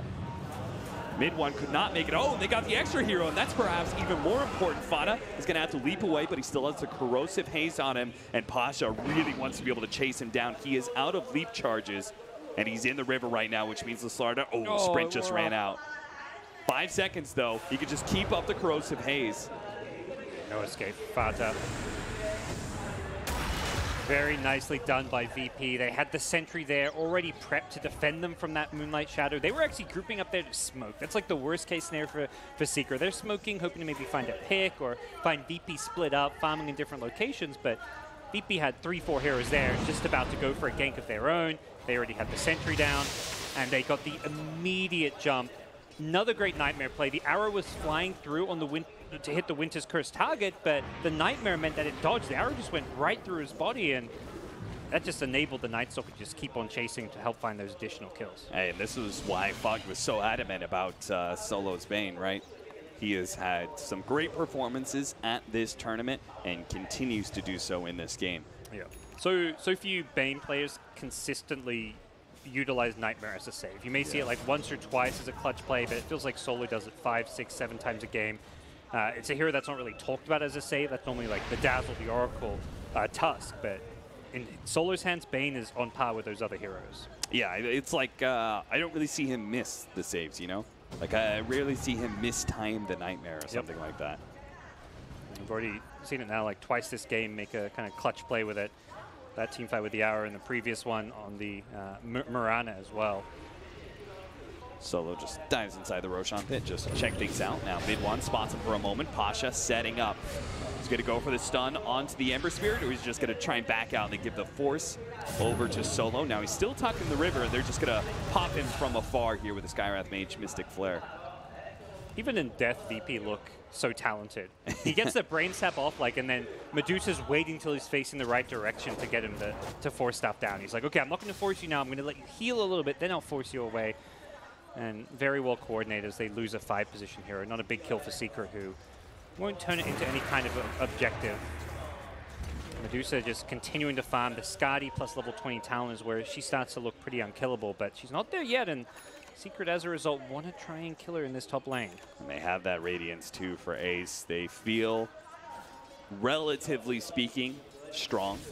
Even if they're still down 7K to VP, I don't think he's going to have a much better shot being able to win team fights. Arrow comes out, trying to spot behind that tower. Doesn't actually hit anything. And all of VP are coming in. Now mid-1 still hidden inside the trees. Solo just setting himself up. He doesn't care if he dies here. He knows his team, he's not going to lose. They're not going to lose a fight because he dies. Nightmare dodged Flood Right, for Staff to dodge everything else. And you're right. He's okay with being initiated on. They've got the saving mechanisms. Even if he dies, he's a 5 position. No one is not actually showing himself. He could have used that time, showing all those heroes in the top lane, go, all right, guys, I'm going to hit mid. I'm pushing into their tier 2. But he's currently trying to set up a trap, expecting Secret to back out from that positioning that they have in top lane. It's just not the case. Secret is continuing to stick around and are going to try and keep up the 5-man into this tier 2. Yeah, I feel like so many teams that works against. VP showed 3 full heroes top, and then they'll be like, okay, we can't push. Let's go push up bottom and mid. 2 heroes go bottom, 1 goes mid, 1 goes to the jungle, and no one does find a pick off there. But Secret are adamant they want to keep pressuring this top lane. They really want to force a fight. They know they're falling further and further behind. They don't see the gold difference, but they can see the level difference. Level 20 Lina, level 19 Medusa, and their cores are all level 14 or 15. And sure enough, Ember Spirit does back out to push out that mid lane. It was hitting the tier 2, and that's exactly what no one was hoping for, especially with the double damage. Hit the LSA, and it should be enough damage. 1, 2, 3, 4. Those double damage shots make short work of the Ember Spirit. Yeah, he almost messed up the stun at first because it was a blink forward, but quick animation cancel, and he still hits it. Now with Corrosive Haze, so easy to turn this into a Roche play. Secret, though, with Arrow to scout as well as Winter's Curse. Look at Solo just diving into the high ground once again. Gets a nightmare off, but gets blown up in return. Now his team is still doing Rocha, so Roger, this time it's his turn to just YOLO win. He's going to get ruptured up, drops dangerously low, but they do finally manage to finish up that Aegis. Here comes the arrow. Roger will sidestep that one, but he can't stop the Blood Right. He's just one shot away, and the Skywrath Mage will take that kill once again. Roger's like, okay, if you'll throw all that at me, fine, fine. They understood, to get this Roche, you may have to throw a body. The only way that Roche goes poorly for them is if Winter Wyvern is allowed to walk up, somehow get in range at the pit, fly on over with an Arctic Burn and drop a Winter's Curse on 2 or 3 heroes. Lina hitting someone, a teammate with that double damage would have been catastrophic, but VP understanding that, they put Solo on the high ground by the Ancients. He dies. Okay, now it's Roger's turn. He goes up there. He's a bit tankier than Solo and buys the time needed for the DD Lina to finish off Roche. And now that you've got an Aegis on a Dusa, it's like 5-minute window that Secret will not feel comfortable dealing with him one way or another. Maybe they don't want to take team fights as a result. Maybe when Ramses aggressively pushes down a lane, they're like, guys, are we really going to gank a Dusa with an Aegis? That just sounds like disaster in the making. Yeah, so many of these games are around like the BKB timings, and Secret's BKBs are still not online. So this Aegis is going to mean, well, even when you get those BKBs, if there's still an Aegis on Dusa, you're looking at even later. It's typically like 25 to 30-minute BKBs where you group up, you fight, Aegis or no Aegis, but right now, like, the Bloodseeker BKB is coming pretty slow because you got Blade Mail Radiance first, Mirana's is just kind of only now online as well. Oh boy, this is a questionable one. They managed to get the Fiend's Grip onto Fada. Winter's Curse stops it, slows down some of these heroes. They pop the Shrine somehow. Fada managed to get away for now. Virtus.pro, though, they sense weakness. They're just going to keep pushing forward. Pasha has another initiation ready to go. Puppey pops a Cold Embrace on himself. Mid-one jump forward, trying to stop the initiation for Pasha. They get the Rupture down. Bane is going to drop from the Skywrath Mage ultimate, but Ramsey is still fine with fighting these heroes. And Pasha, they manage to get the Gold Scepter onto the Bloodseeker during that Blade Mail timing. Now popping the Stone Gate, slowing down these heroes. They do manage to kill the Slardar into the trees. They go with Corrosive Haze on them. They just can't actually get out. They're going to die eventually. Back down underneath their tier 2 with no escape available, and they just keep running on the remaining support Yapsters, all that left of Team Secret. It's the fight you talked about. Into an Aegis, you just shouldn't feel safe doing that, but at the same time, Secret understand their lineup is falling further and further behind. They try and force something. They know they're at their Shrine. They still have the Shrine active, as well as potential TPs in, so they bring their entire team trying to go all out, but because of the trickle-in factor, VP is able just to pick them apart one by one. Medusa ulti's there at the end to deal with the Mirana as well. And even with the BKB, Mirana just could not carry that fight by herself. Yeah, I mean, Ramsey's just hit such a big spike, too. I'm sure they didn't know that, but he just picked up level 20 and Scotty. Like, that's a monstrous boost in just overall effective HP for this Dusa. So it was by far the worst time for Secret to finally just go, screw it, let's go for a fight. Yeah, and it's so tricky for these Secret heroes, whether any of their cores to play Dota in these fights. They've got one BKB now, but they're just getting constantly disabled, hit by these crushes. Pasha has just been so good on Slather this game. Look at Mid-one trying to get away. Can't even jump to his Remnant right now. He's caught. Bottom pops BKB. Fiend's Grip out. Winter's Curse. Oh, that's a big one, actually. Laying it to the Night Stalker. And Ace will have a lot of low HP heroes to go for. Bane in the back lines does get away. Gold Scepter onto the Bloodseeker once again. Follow up with the LSA. And they're just killing all this mobility of the Bloodseeker bit by bit. He's going to be slowed down by the Scotty as well. Another LSA to follow up the Cold Embrace. A TP out from the Winter Wyvern is successful. But again, it is another easily won team fight for Virtus.pro. Yeah, they're just able to outlast and just constantly chuck out spells on very short cooldown. Slardar Crush having an 8-second cooldown. It feels like Pasha's getting 2 or 3 off the fight. Okay, don't even lead with Crush, Pasha. Just lead with a guaranteed right-click bash.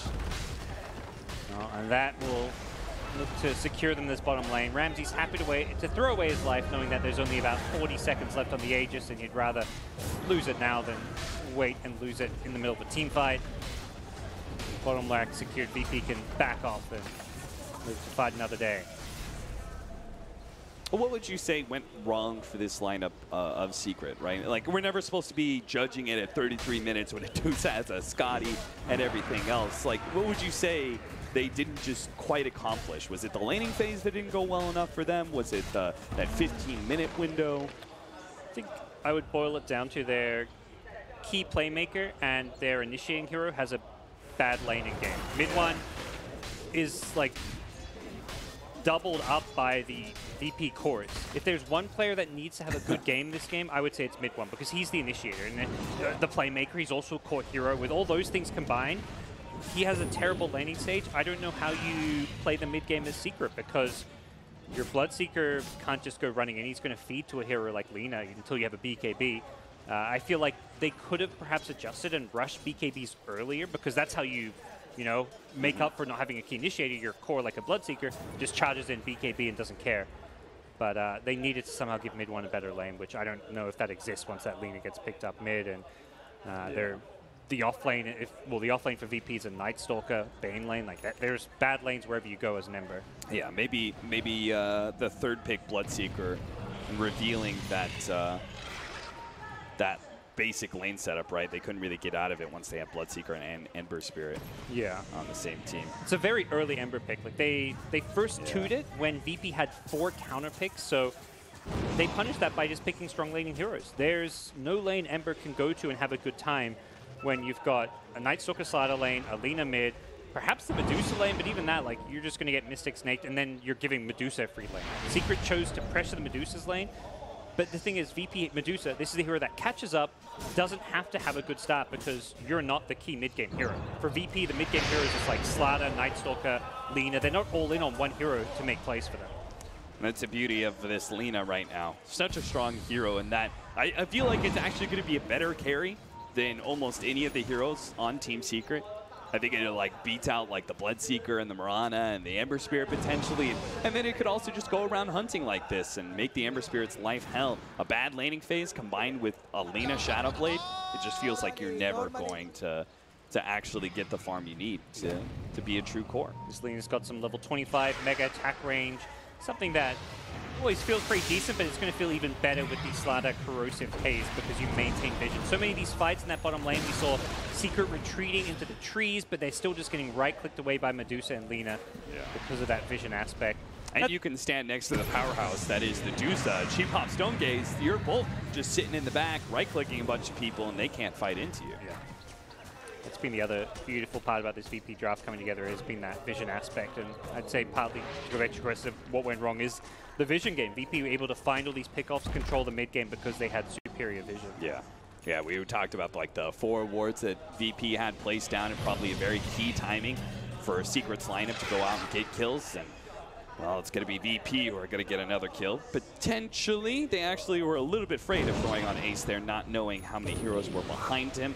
There's a lot of opportunity with the Winter Wyvern to turn things around.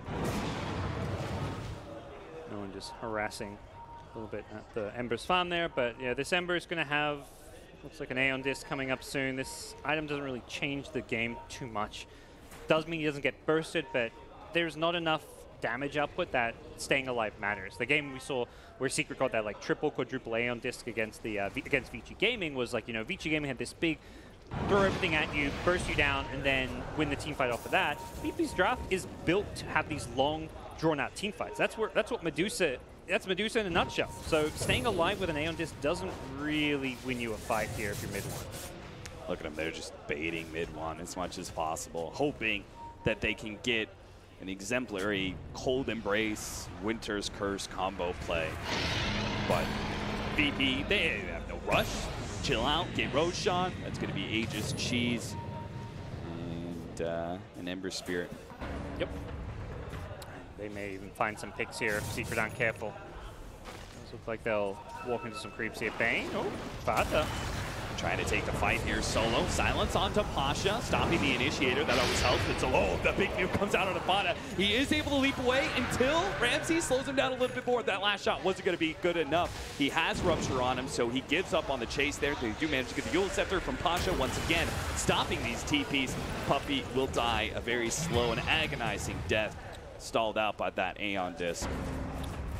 Gives away his gem as well. Very tough stuff for him. No one at bottom lane. And no, it just doesn't stop, man. Look at this guy. He's expecting someone to pop up. He sees that radiance effect. Oh, at the last second of his Shadow Blade, he still cancels the animation. Does manage to catch Ace, but Ace is healing off the creeps, and now no one Blood right, TP out. All right, he's good.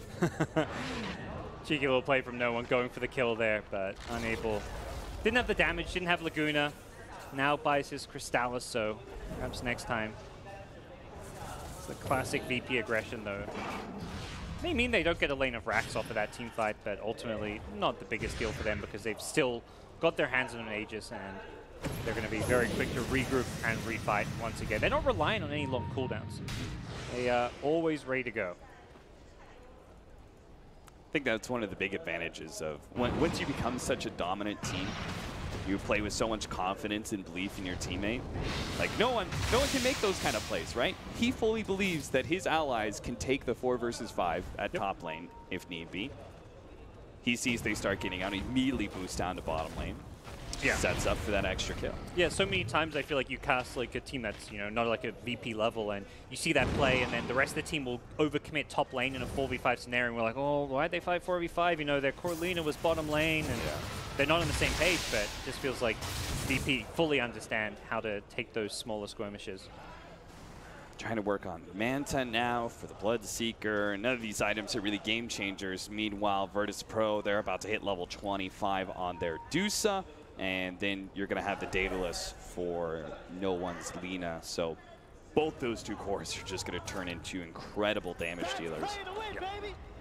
This is getting very, very scary for Secret, who are stuck in their own base. This is late game Dota. When you're behind 20k plus net worth against a Night Stalker, you just will not get vision anywhere on the map. You have to have a gem and play around, like deny any enemy vision outside your base, but Puppey, who just bought one, instantly loses it. So instead, now you have to buy like 3, 4, 5 sentries and hope the best.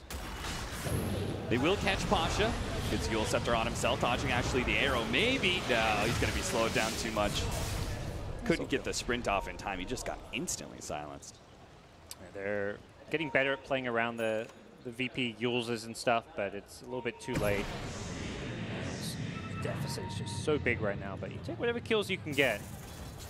Well, maybe if we get to level 25 gods, we can get the Mirana Moonlight Shadow cooldown. They can play for those kind of pickoffs just non-stop. Yep. That's where VP will be forced to 5-man a bit more. But hey, VP probably don't mind that because they have a vision hero. They have a Night Stalker Axe Gem. Yeah. What is Moonlight Shadow to them? They don't care. Pretty much. It's going to be a direct counter to any around a level 25. We'll see. Secret just buy themselves some time, which is what you're looking to do. With that pick like that, it may just keep your another lane of racks alive against the Aegis Medusa. LSA lands onto the Winter Wyvern. Puppey saved by the Aeon Disc. What a greedy play, by the way, from Solo. He went for the Brain Sap. They had a Nightmare on Ember Spirit, completely isolated. Okay.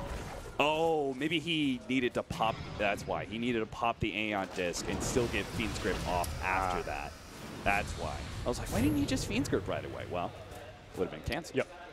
Unlike Jewel or something, the disable gets purged off by the Aeon Disc. Look at Ramses. He's like, let's just go to high ground, see what happens. And sure enough, all of Secret have to back away. And this is an Aegis Dusa with a BKB lying in her backpack. So he wants to die. He's like, I got 20 seconds of this. Please, somebody kill me. But now that he's not dying, he's like, all right, I guess I got to just wait and this Aegis will expire. Death will have to wait. May just see VP wait, keep on securing bounty runes, wait for like a double damage or something. Seen this bottle being passed back and forth a bit between the Lina and the Medusa, so there's potential for this to be the game-winning moment with like a double damage. But they're initiation onto the Wyvern. This time, no Aeon Disc to be able to save. Mid one tries to counter-initiate, grabbing some of these heroes. BKB activated. LSA doesn't actually land. He jumps away to his Ren. Then Pasha is super low from the Rupture. The arrow's going to come out. Spots at last second. Sleep also going down. Both saved him from the arrow. Mid one's just going to keep on trying to poke at him, but he can't get too close to this Ramses Medusa. Classic Pasha has a double salve on him there. Just in his backpack, he brings it in to heal himself back up so they can keep on staying on the enemy side of the map. Doesn't have to back off to heal up. BKB is queued up as his next item, and that's going to be when Secret can't find these kills on him. He's been one of the few targets they can initiate on and bring down without the BKB, but soon to no longer be the case. Virtus.pro seem to be respecting their opponents. They're not trying to close it out too quickly. They wait for their Daedalus. Wonder if they're even going to wait for another Roshan by chance, because it just feels like they're just solidifying their win more and more as time goes on. Yeah, absolutely. And if your opponents are staying in this game when you feel like you've got the better late game, you've secured this game, you have this monstrous lead, but they're not tapping out, they're doing everything they can to stall out the high ground push. That's where you say, well, they're gonna play to the bitter end, so are we. We're gonna wait out that next Roshan, wait for that BKB on Slada, wait for that final 6 item on like a Lina or a Medusa, and then you go from there. Also, I don't know how much it really matters the mentality, but I know if I'm Virtus.pro, I'm enjoying this game 1 stalling out a lot more than Secret. We've all been in this position where you're locked inside your base for 10, 15, 20 minutes at a time. It sucks. They're going to try and go on a Night Stalker. He scouts them out, easily jumps over to Cliff. Arrow in the back line, not going to land on Solo. And VP just, again, they keep Secret from being able to finally push out, get some sort of team initiation. They're going to try and make a play of themselves, maybe try and blow up Ace. Ace does not get hit by that. In fact, he turns around and gets a Rupture on a Pasha. Now Pasha has to run out of blood, right? Buys himself a little bit more time. No one trying to turn, actually finish off Ace. That was so much damage. Oh, they do manage to kill the Bane, but a force snap up into the high ground. Ramses immediately pops his Manta, though, as he sees that buyback from the Bloodseeker and gets out. There's a Winter's Curse kill on the Bane, but not the end of the world. Medusa Illusion's going to chip away at the top lane, but ultimately, VP force a core buyback. They lose a Bane. It is pretty damn nice for them, the position they're in, where even not the perfect team fight doesn't matter. They get 4 bounty runes out of this, big chunk of gold going their way. And they'll be very happy to, again, wait for this next Roshan, just utilize their vision advantage. The fact Night Stalker has an Ags and a gem there means when Secret smoked out to make that play, they were Moonlight Shadow. The second their smoke popped, he sees them instantly. Normally like a smoke pops at nighttime or something, and you still have a chance to initiate, but Roger is the king of the night and instantly flew away, even with Secrets kind of seeing him. Yeah, I'm not sure if he knew that was a global concussive shot or not, but he sees that shot and he's just like, oh, I gotta get out of here. They might be running at me. And sure enough, they are. The smoke up from Secret. Arrow not going to land on Pasha. 3-man sub by him with the LSA to follow it up. That's a beauty. Ramsey's going to be able to get all of these split shots in. First is going to be the Ember Spirit down. Now Fada has to jump over to the other side of the Roshan pit. Pasha's quite low once again with the Winter's Curse. That'll finish him off. But Ramses, after killing his teammate, will kill some Secret heroes. They catch Fada as well as the Winter Wyvern. Give away some tips as well. Secret are going to be left without a buyback on the Ember Spirit and their Wyvern. And they're going to be forced to use their Murata buyback if they want to have a chance at holding 3 versus 4. Yeah, big creep wave, double siege wagon in the top lane. They are easily going to bring down this tier 3 tower, and the racks probably as well. I just don't see them defending without the Winter's Curse, without Ember Spirit. It just feels all over for Secret now. 39,000 gold lead. And we're reaching that final fight. Yapster's already gone. Ace is at half HP, has to jump away. The Murata's going to be caught, slept up into an LSA. Now the Fiend's Grip onto Ace, and that'll be it. All she wrote for game number 1. VP, they certainly came to play today, gods. They're looking like a team that could quite easily just go 2-0 in both their series.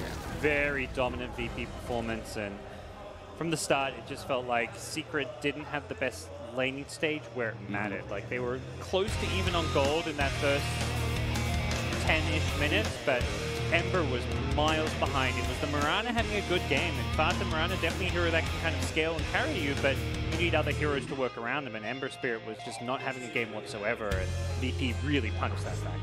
I mean, with clean play like that, I'm not going to ask you what should VP do for next game. I think we got to focus a little bit more on Team Secret. Is there anything that stands out to you? Yeah, I like the question the panel got asked by the community was like, should Secret draft more for their composition and their players or for the lanes? I think you have to focus more on that second point. The lanes. Don't first two pick this Ember Spirit if he's going to be given a terrible, unplayable lane, because they lose the game right there. And it feels like a storyline we've said a lot for Team Secret is that you should probably set up Mid-1 for success. The combination of him not having a successful lane and just the laning phase in general not going well in at least one of these situations seems to bring about an early demise here for Secret. At least in Game 1 anyway. They do have a chance going back into this. Game 2, panel first.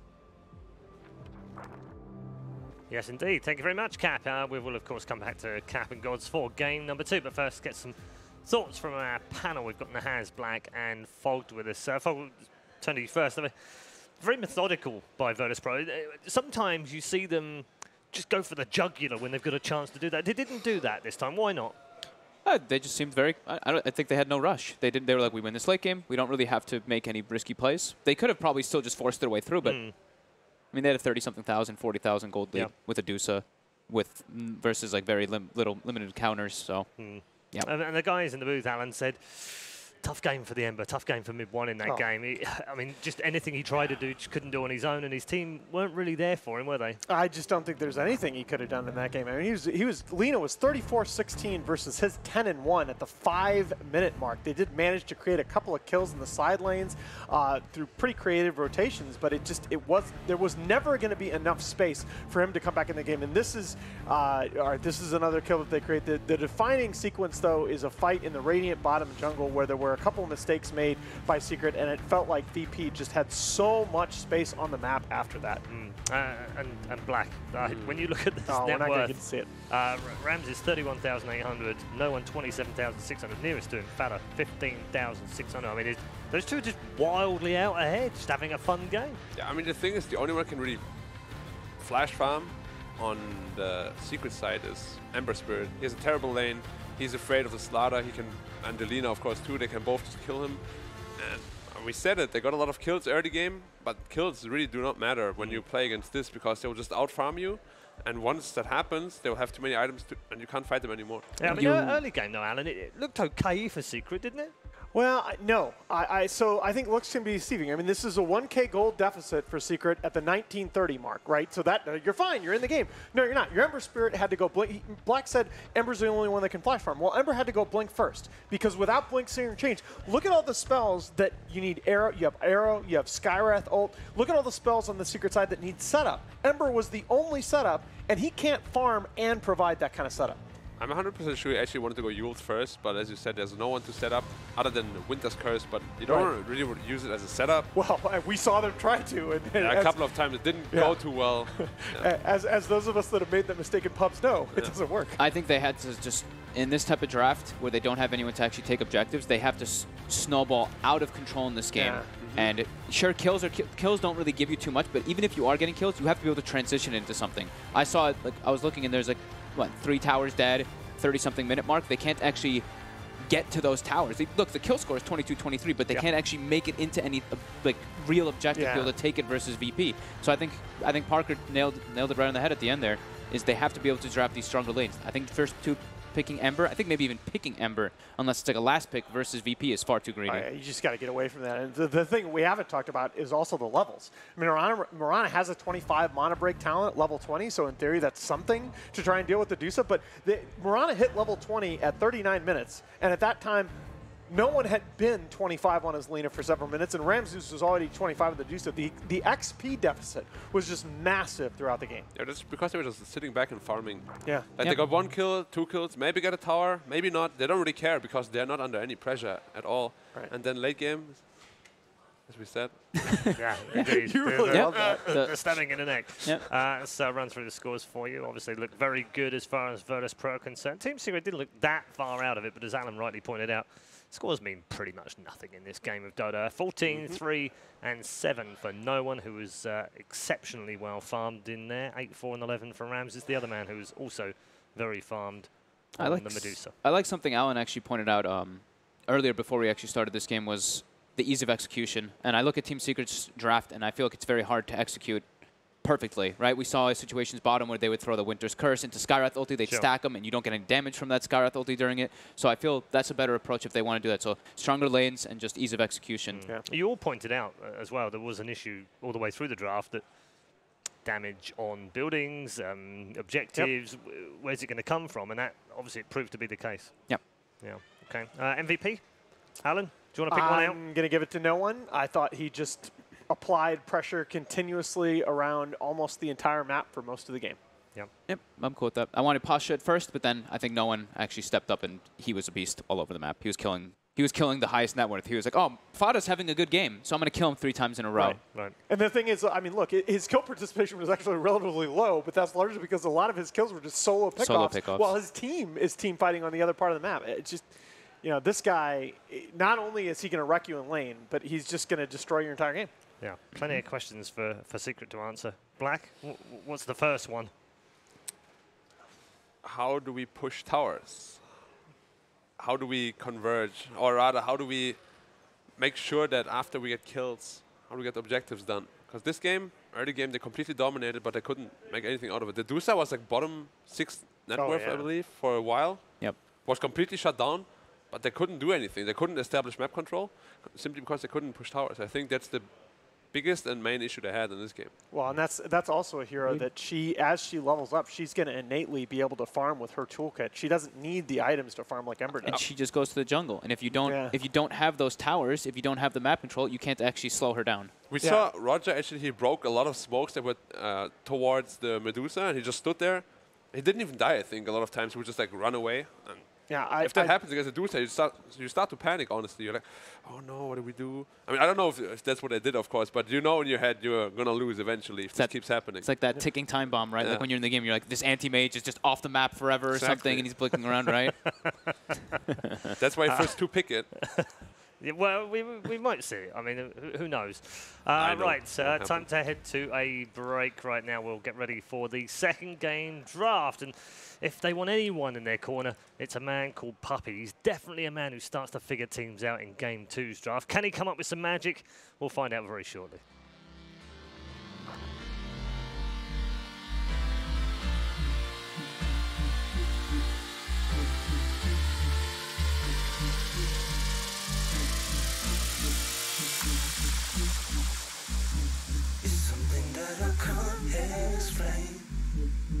I don't wanna play this game.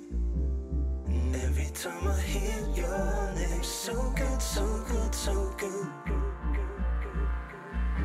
It's something that I can't explain.